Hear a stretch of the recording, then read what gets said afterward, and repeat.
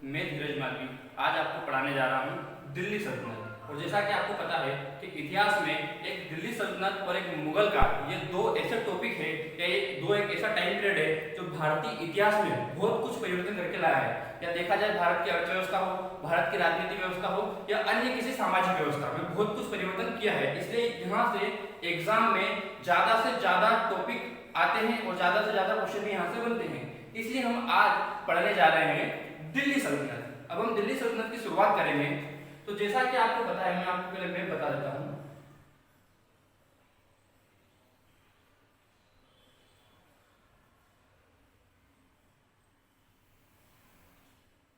ये आभासी मैप है, आप इसको बिल्कुल अपने ओरिजिनल मैप से मत मिलाना वरना बिल्कुल मैच नहीं होगा। अब हम बात करेंगे, जैसा कि आपको पता है ये है इंडिया, ठीक है, ये अपना भारत है। उसके बाद यहाँ पे जो है वो है पाकिस्तान, वर्तमान पाकिस्तान। पहले की बात करेंगे यहाँ पे पाकिस्तान नहीं था, ये भी इंडिया का ये हिस्सा था, सिंध प्रांत था बहुत बड़ा। इसके बाहर की अगर बात करेंगे तो यहाँ पे है अफगानिस्तान। पाकिस्तान के जस्ट ऊपर कौन सा है? अफगानिस्तान, है ना यार।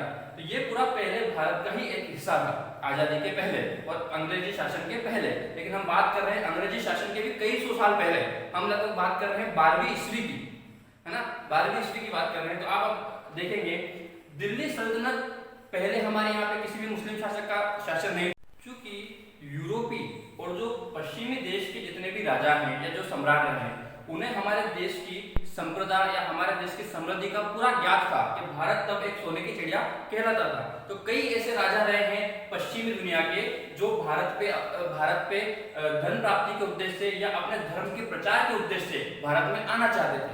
ऐसा ही एक सम्राट था, ये यूं कहूंगा कि एक राजा था, है ना, जो अफगानिस्तान का रहने वाला था और जिसका नाम था मोहम्मद गोरी। मोहम्मद गोरी ये अफगानिस्तान का रहने वाला था, गोर वंश का शासक था। और ये भारत, इसको भी पता था कि भारत में बहुत संपदा है, तो ये भारत में धन प्राप्ति के उद्देश्य से भारत आना चाहता था।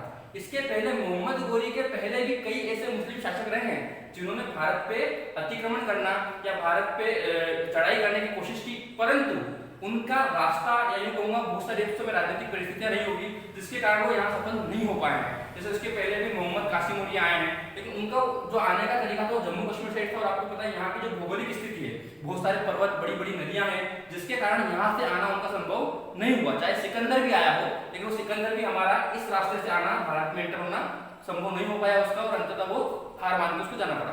यही इन सबसे सीख कर मोहम्मद गोरी ने इन सबसे सीख कर अपना एक नया रास्ता इख्तियार किया। और अब वो जम्मू कश्मीर से होते हुए ना आते हुए उसने रास्ता अपनाया कौन सा?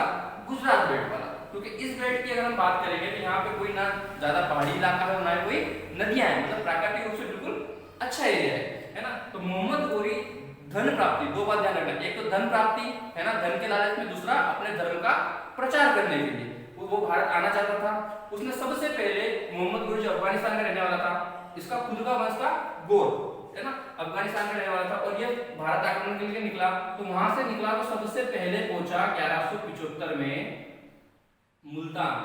कहां पहुंचा?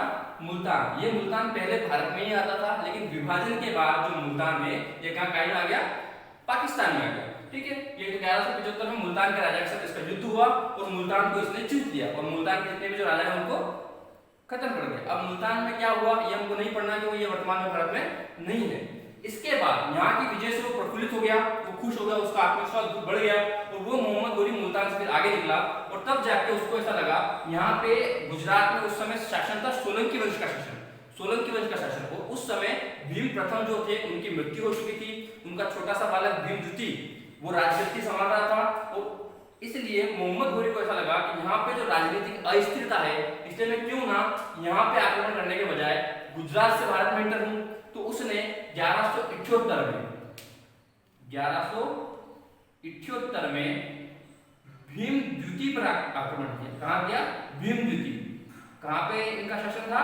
गुजरात में। गुजरात में भीमद्वितीय पर इनका आक्रमण किया। क्योंकि भीमद्वितीय एक छोटा सा बच्चा था, तो चूंकि ये जाहिर सी बात है ये तो लड़ने जा नहीं सकता, इसलिए इसकी जगह इसकी माता जी नायिका देवी, क्या नाम था?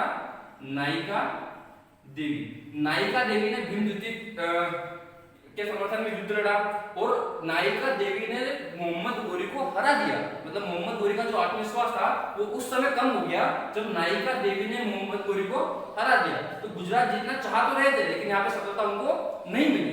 उसके बाद वापस वो लौट गया मुल्तान मुल्तान लौट गया और बहुत समय तक यही शासन किया। उसके बाद वापस उसने सेना को इकट्ठा की।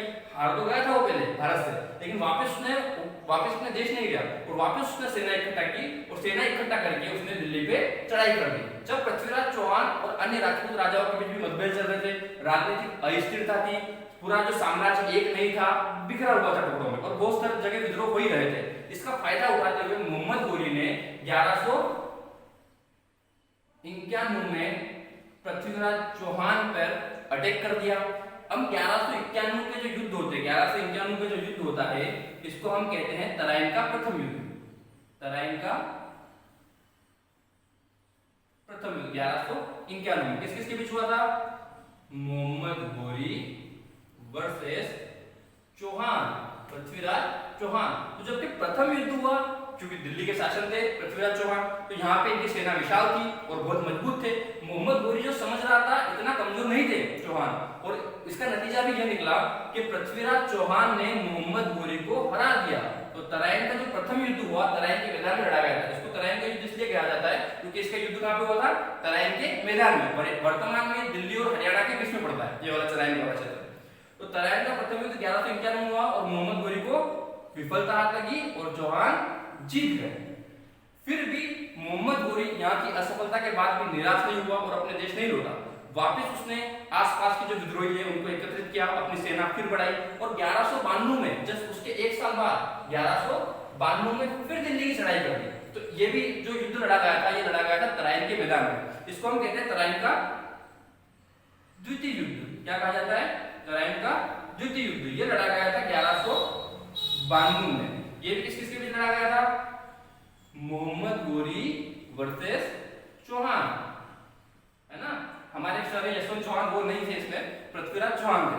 ठीक है, अब ये युद्ध चूंकि मोहम्मद गोरी को पृथ्वीराज चौहान की जो ताकत है उसका पूरा अनुभव हो चुका था, उनकी सैन्य क्षमता, उनकी रणनीति, युद्ध कला, उनकी अर्थव्यवस्था, सारी चीजों का नॉलेज हो गया था। तो अब मोहम्मद गोरी दुगनी ताकत से दिल्ली पर आक्रमण किया और नतीजा ये हुआ कि तराइन का द्वितीय युद्ध जो 1192 में हुआ था, इसमें मोहम्मद गोरी विजय रहा और पृथ्वीराज चौहान हार गए। इसमें पृथ्वीराज चौहान हार गए, है ना, और मोहम्मद गोरी जीत गए। फिर 1192 के बाद मोहम्मद गोरी को बंदी बना लिया गया। उसके आगे की हिस्ट्री अलग अलग इतिहासकार अलग अलग बताते हैं। बहुत सारे बताते हैं कि मोहम्मद गोरी ने पृथ्वीराज चौहान ने मोहम्मद गोरी को मार दिया, लेकिन ऐसा ज्ञात इतिहास से या इतिहास के जो साधन हमको प्राप्त होते उनसे ज्ञात नहीं होता। फिर मोहम्मद गोरी को चौहान साहब को तो बंदी बना लिया और मोहम्मद गोरी ने 1193 में, ध्यान रखना ये डेट आती है, 1193 में मोहम्मद गोरी का दिल्ली पे राज्याभिषेक हुआ। और इस तरह दिल्ली शासन में पहली बार, दिल्ली सल्तनत पर पहली बार ऐसा कोई राजा रहा है जो विदेशी या मुस्लिम आक्रांता रहा है जिसने दिल्ली पे अपनी राजनीति पे राज्याभिषेक करवाया। कब करवाया? 1193 में, है ना। उसके बाद वो बहुत प्रफुल्लित हो गया क्योंकि ऐसा माना जाता है तत्कालीन समय में कि जिसने दिल्ली जीत ली उसने लगभग पूरा देश जीत लिया। या देश के अधिकतर जो राजा रहे हैं वो दिल्ली के अधीन ही रहे हैं। अगर उसने दिल्ली जीत ली मतलब देश के अधिकतर जो राजा रहे हैं वो किसके अधीन हो जाएंगे? दिल्ली के अधीन हो जाएंगे। इसके बाद यही नहीं रुका वो और 1194 में दिल्ली सल्तनत को जीतने के बाद 1194 में एक युद्ध हुआ कन्नौज में। कहाँ हुआ? कन्नौज में। ये कन्नौज वर्तमान में पश्चिम बंगाल में होता है। कन्नौज का युद्ध हुआ और कन्नौज का यहाँ पे कन्नौज में युद्ध हुआ। यहाँ के राजा था जयचंद। जैसा कि आपको पता ही है कि जयचंद नहीं बनना चाहिए, है ना, तो ये वही जयचंद है, इसी की मिसाल दी जाती है। ये कन्नौज में का राजा जयचंद से युद्ध हुआ और इस युद्ध का नाम था चंदावर का युद्ध। चंदावर का ये हुआ 1194। तो उसने फिर दिल्ली जीतने के बाद चंदावर के युद्ध में 1194 में जयचंद को भी हरा दिया। बहुत सारे इतिहासकारों का ऐसा मानना है कि चूंकि पृथ्वीराज चौहान ने जयचंद की जो कन्या थी उसको भगा के उससे शादी कर ली थी, इसलिए जयचंद उससे नाराज था। और बहुत सारों को ऐसा कहना है कि जयचंद ने ही मोहम्मद गोरी को दिल्ली सल्तनत पर आक्रमण करने के लिए बुलाया था। अलग अलग इतिहासकारों का अलग मत है। मैं किसी तथ्य पे जाके 100% आपको नहीं बता सकता कि सत्य क्या है, क्योंकि इतिहास में अलग अलग इतिहासकारों का अलग अलग मत है ना। तो लेकिन ऐसा ही माना जाता है कि जयचंद ने किसको बुलाया था? मोहम्मद गोरी को। और अंत में हुआ क्या? मोहम्मद गोरी ने जयचंद को क्या कर दिया? हरा दिया। इसलिए ये कहावत बन गई है, आम लोकोक्ति बन गई है कि किसी को भी जयचंद नहीं बनना चाहिए। ठीक है, अब इसके बाद अगर हम बात करेंगे मोहम्मद गोरी की, तो मोहम्मद गोरी का ये जो पूरा साम्राज्य हो गया, मोहम्मद गोरी ने कई समय तक यहाँ राज भी किया।